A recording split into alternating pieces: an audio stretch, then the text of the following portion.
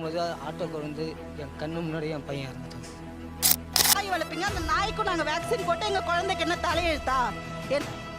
குழந்தைங்க விக்டிம்ஸ், ஆனால் அக்யூஸ்ட் வந்து டாக்ஸ் கிடையாது, அதை அமேண்டன் பண்ணவங்க. நான் இதே வந்து ஏன் நாய்க்கு மட்டும் உங்களுக்கான கருணை செலக்டிவ் கருணையா இருக்கு? நாய்க்கும் ஒரு வித்தியாசம் இருக்கு. கொசு நாய் ஒன்னா சார்? அப்ப இந்த கேள்வி சரிதானே? நாயும் மனுஷனும் ஒன்னா? நம்ம இறக்கப்பட்டு இவ்வளவு சொல்றீங்க, இந்த குழந்தை மேல நமக்கு எந்த ஒரு இறக்கமே வர மாட்டேங்குது. பெருநாய்களை தத்தெடுத்து வளர்க்கணும்.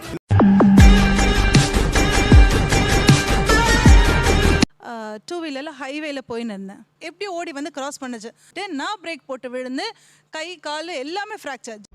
குறுக்கு இந்த கௌசிக் கொண்டா ஜஸ்ட் ஹெல்மெட் போட்டிருந்ததால நான் my life was saved. Okay, always where helmet. அதற்கான பொருளாதாரத்தையும் நம்ம பார்க்கணும். அதில் 13,75,000 டோஸ் இன்ஜெக்ஷன் போடுறதா சொல்கிறாங்க.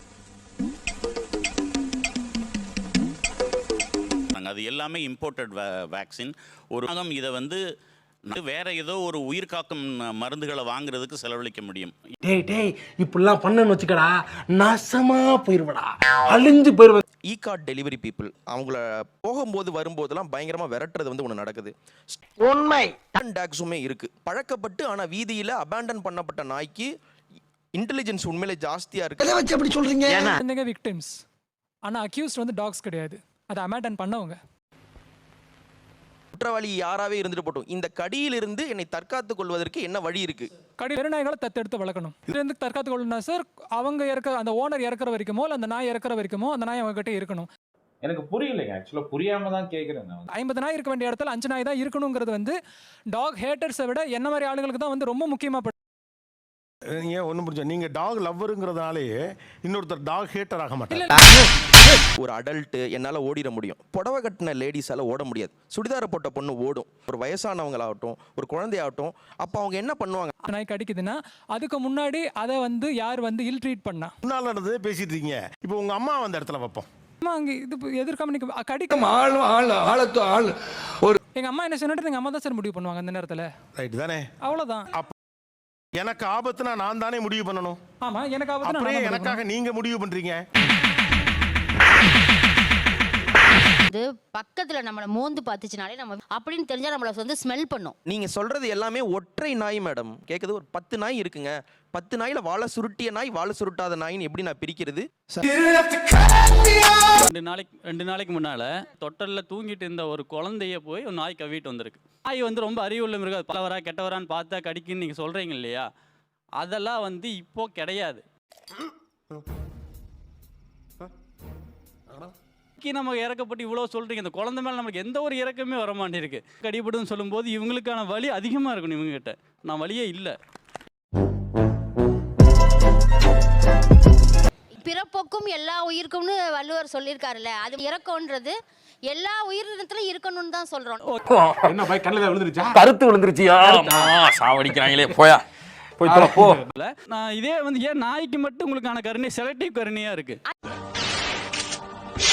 கருணையா இருக்கும். சரி, இப்போ உங்களை ஒரு கொசு கடிச்சிச்சுன்னா என்ன பண்ணுவீங்க? அது கொசு கடிச்சிச்சுன்னா தட்டுவோம், அடிப்போம். அது இல்ல, வீட்டுக்கு கரப்பாம்பூச்சி வருது, நம்ம என்ன பண்றோம்? ஆமா, அது இல்லன்னு சொல்லலையா? அது ஒரு உயிர் தானே.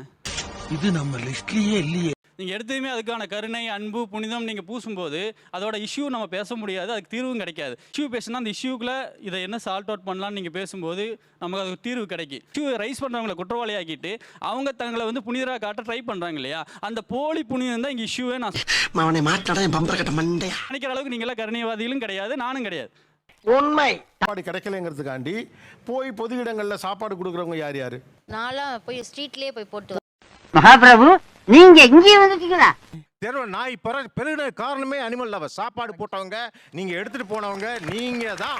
ஆஹா, சூனா போனா ஒவ்வொருத்தருக்கு வேகத்தை பார்த்தோம்னா அவன் அருமை வறுமைக்கு ஆபத்து வந்துடும் போல் இருக்கடா. இது வந்து மேன் மேட் ப்ராப்ளம். ஓகே, ஒரு கருத்தடை அறுவை சிகிச்சை ஆபரேஷன் பண்ண வேண்டியது நீங்க பண்றீங்க சார். அதான் பிரச்சனையே சார். ஒரு இன்ஜெக்ஷன் போட முடியல ஒழுங்கா. எல்லாமே கவர்மெண்ட் பார்த்தா அப்புறம் எதுக்கு சார் நீங்க வந்து சோறு போடுறீங்க ரோட்ல? இல்ல எல்லா பக்கமும் அணை கட்டுறாங்களே. அகமதாபாத்லயும் ராபிஸ் ஃப்ரீ சிட்டியா இந்தியாவில் இருக்குது. எங்க சட்டம் மதிக்கப்படுதோ, எங்க சட்டத்தை மக்களும் அரசாங்கமும் மதிக்குதோ அங்க வருது. பயப்பிடிச்சிட்டான். எல்லாம் டெக்னாலஜி. சார் ஆக்சுவலாக வந்து எனக்கு நடந்த ஒரு இன்சிடென்ட் தான். என்னோட அம்மாவுக்கு தான் கடிச்சது ஆக்சுவலாக நாய். ஸ்டில் தெரு நாய் தான் சார் கடிச்சது. கடிச்சு 6 வீக் வரைக்குமே டாக்டர் சொல்லிட்டாங்க உங்கள் அம்மா உயிருக்கு நாங்கள் உத்தரவாதம் தரமாட்டோம். செகண்ட் வீக்கே ஒரு அங்கிள் இறந்தார். ஏன்னா எங்கள் அம்மாவோட சேர்த்து அதே ஸ்ட்ரீட்டில் 3 பேருக்கு கடிச்சது. உங்கள் அம்மாவே கடிச்சிருது, உங்கள் அம்மா உயிரோட இருக்க மாட்டாங்கன்னா நாளைக்கு போய் அந்த இடத்துல போய் நீங்கள் ஃபுட்டு வைப்பீங்களா நாய்க்கு? வைக்க மாட்டேன் சார். கடிச்சிருச்சுன்னா நான் வைக்க மாட்டேன். அப்போ உங்களுக்கு ஒரு ஆபத்துன்னு வரும்போது அதை நீங்க பண்ண மாட்டீங்க. உனக்கு வந்தா ரத்தம், எனக்கு வந்தா தக்காளி சட்னா. கடிச்ச கொசுவை அடிக்க வேண்டியதானே? எதுக்கு மத்த கொசுக்கு மருந்து தெளிக்கிறீங்க? கொசுக்கும் நாய்க்கும் ஒரு வித்தியாசம் இருக்கு. கொசு நாய் ஒண்ணா சார்? அப்ப இந்த கேள்வி சரிதானே? நாயும் மனுஷனும் ஒண்ணா? சோத்திரையும் அடி வாங்கியாச்சு, சேத்திரையும் அடி வாங்கியாச்சு. வீட்டில் குழந்தை பெட் மேலே படிச்சிட்டு இருக்கு சார். மொத்த நாய் வந்து எட்டி பார்க்குது. நான் தப்பி தவறி தள்ளி கிள்ளி வெளியில் விட்டுட்டு அந்த நாய். கார்பரேஷன் கால் பண்ணுறேன், எடுக்கல. ஆனால் நான் 100 கால் பண்ண உடனே கார்பரேஷன் நம்பர் கொடுத்தாங்க சார். கொடுத்து கார்பரேஷன் வந்தாங்க. கொஞ்ச நேரம் வெயிட் பண்ணிட்டு அப்புறம் வந்து அவங்க கொஞ்ச நேரம் கூட்டிகிட்டு போயிட்டாங்க. நாங்கள் அடிக்கூடாதுன்னு இருந்தோம் சார். அந்த நாய்க்கு வேறு இன்ஃபெக்ஷன் ஆயிருந்தது. எங்கள் பாத்ரூம் இருந்ததுனால ஓகே, அந்த பாத்ரூமும் இல்லை எங்கே சார் போவோம்? ஹாலில் கத்திட்டு இருக்கு சார் அந்த நாய். குழந்தைங்க உள்ளே இருக்குது, இன்னொரு குழந்தை பக்கத்தில் இருக்கான். பூச்சி வலிச்சுன்னு என்ன சார் பண்ணுறது? நாங்கள்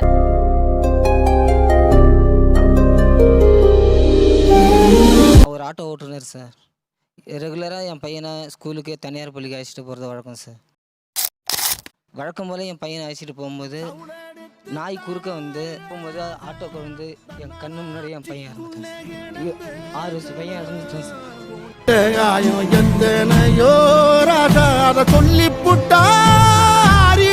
சார். இப்போ என்னோட பையன் வந்து ரோட்டில் நின்றுந்தான்.